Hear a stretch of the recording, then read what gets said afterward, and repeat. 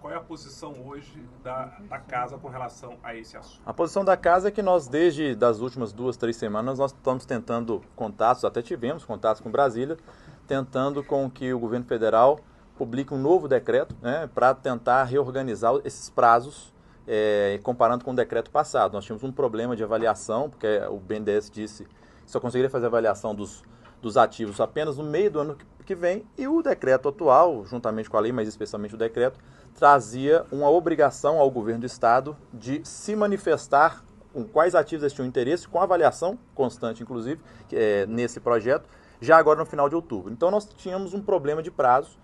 Até então, infelizmente, nós não tivemos nenhuma resposta ainda pelo governo federal. Então nós estamos aguardando ainda, ansiosos e esperançosos, que tenhamos um novo decreto que ajuste até o limite da lei esse decreto. Nós temos que lembrar que existe uma legislação que foi aprovada, né, o PROPAG, no Congresso Nacional, que ela também traz algumas obrigações. Então o decreto ele tem que avançar até o limite daquela lei. Mas exatamente pela não resposta ainda, ou seja, como nós não temos ainda ciência de prazos, de que prazos que vão existir, então nós temos que trabalhar com os prazos atuais, e os prazos atuais nos trazem as informações de que até o final do ano, deste ano, nós temos que, de fato, o governo do estado tem que aderir ou não ao PROPAG, no primeiro momento. Nós temos o problema das avaliações dos bens e dos projetos que estão tramitando aqui na casa. Como eu falei na semana passada, conversando com os líderes, conversando com os deputados e com as deputadas, nós conseguimos construir aqui um cronograma que vai começar a funcionar a partir de semana que vem novamente. É importante lembrar que essa casa já aprovou importantes projetos do PROPAG, né? A Codemig e a Codente Codemig já foi entregue, há mais de um mês já tá aprovada. Créditos, Comprev, a própria lei de autorização, né, que autoriza o Estado a fazer adesão, e tem outras legislações que estão paralisadas.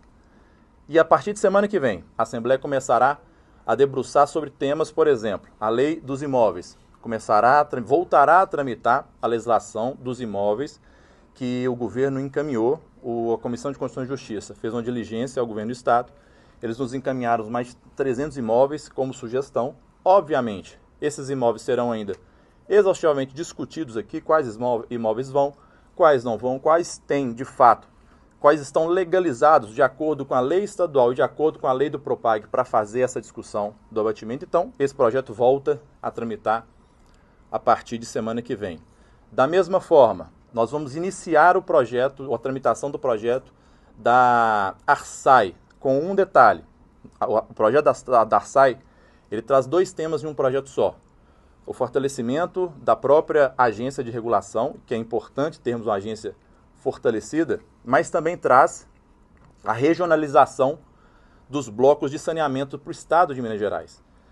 Esse projeto, especialmente o da ARSAI, ele tem de ser discutido em um projeto de lei específico. Qualquer alteração, de acordo com a nossa regra, nossas leis, ele tem de discutir em um projeto de lei específico. Então nós vamos desmembrar esse projeto. Então eles começarão a tramitar dois projetos, discutindo apenas as modificações, fortalecimentos da ARSAI, e o outro discutindo a regionalização do saneamento. É importante lembrar que nós temos um marco de saneamento já vigente. Minas Gerais é o único estado que ainda não se constituiu o bloco de saneamento no nosso estado. Então é importante que a gente avance com esse tema também com a mesma urgência e talvez independente do PROPAG, até porque se esses blocos não forem feitos até o final desse ano, os municípios mineiros podem deixar de acessar recursos federais para essa área do saneamento. Então esse é um tema que nós temos que tratar também com celeridade aqui pela casa, para que a gente possa avançar cada vez mais. Além desses dois projetos, nós vamos dar início à tramitação do projeto de federalização da MGI, que foi o último projeto que o vice-governador Matheus Simões trouxe a esta casa, em substituição àquele projeto da Agência Mineira de Comunicações, porque ele mesmo trouxe a informação de que o governo federal já disse que não tinha interesse naquele ativo. Então eles substituíram o ativo através da MGI, que é uma empresa, né, que hoje, inclusive, detém 5% da CEMIG. Então ele vai iniciar sua tramitação aqui na casa também, para que a gente possa ter mais um ativo na mesa, junto ao governo federal, para fazer a discussão. E depois de dialogar, conversar, construir com muitos parlamentares, deputados e deputadas, eu vou sugerir ao relator do projeto da PEC 24, lá na Comissão de Constituição e Justiça, deputado Chacota, que retire o seu parecer que já tinha sido publicado sobre o referendo, para que ele possa construir um novo texto, onde nós vamos focar, nesse primeiro momento, na retirada do referendo apenas para a Copasa. Explico por quê.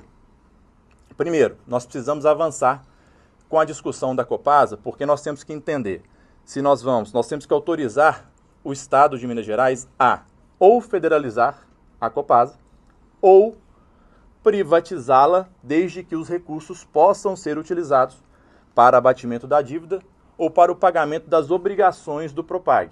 Então essa é uma decisão que a Casa tomou agora para fazer, primeiro, de uma certa forma, especificar o projeto do referendo apenas para a Copasa, sem discutir retirada ou discutir CEMIG nesse momento, porque esse é um tema que ainda não tem um consenso maior na Casa de avanço de discussão. Então a CEMIG, nesse momento, fica de stand-by aqui na Assembleia Legislativa de Minas Gerais. Mas por que também Copasa nesse momento? O marco do saneamento, como eu disse, traz para o país um deadline, ou seja, um teto de universalização do saneamento até 2033.